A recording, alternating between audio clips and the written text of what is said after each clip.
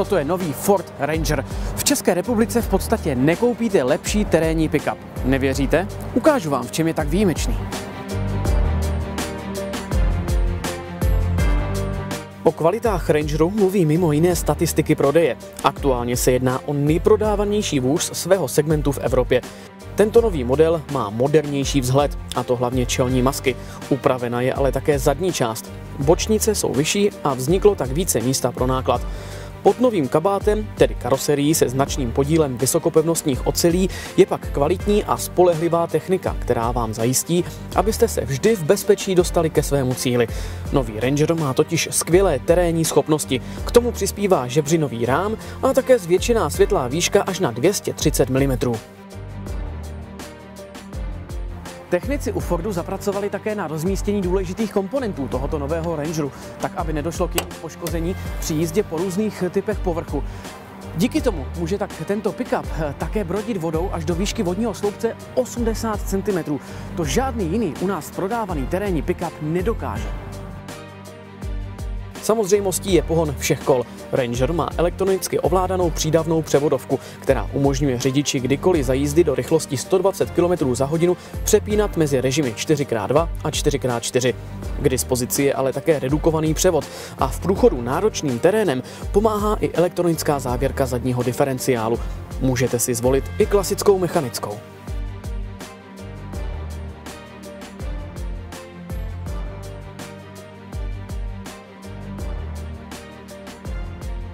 Už jsem zmínil tuhý žebřinový rám. Díky němu dokáže tento Ranger něco, co konkurence může jen závidět.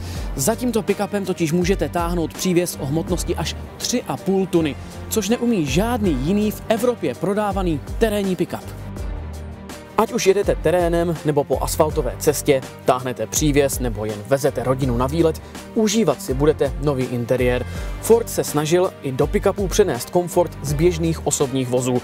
Nechybí ani řada elektronických bezpečnostních systémů, jako je například automatická výstraha a případná korekce při opuštění jízdního pruhu, čtení dopravních značek, couvací kamera, asistent pro rozjíždění do kopce a podobně.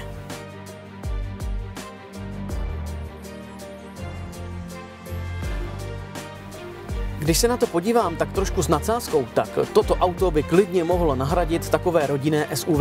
Lidé si je totiž často kupují kvůli tomu, že sedí vysoko, mají lepší rozhled, chtějí totiž mít také větší pocit bezpečí a mít terénní schopnosti. Tohle všechno tento Ranger zvládne. Navíc vzadu je hodně místa. Ranger můžete mít s touto double kabinou, kde se vejde pohodlně 5 cestujících a na zadních sedadlech nechybí izofixy pro připevnění dětských sedaček. Zadní nákladová část pak může být otevřená, zakrytá roletou nebo lze objednat takzvanou boudu.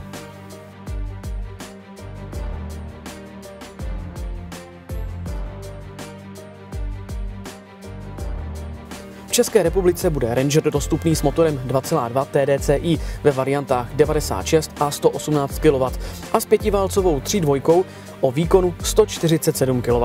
Na výběr je 6stupňová manuální i automatická převodovka.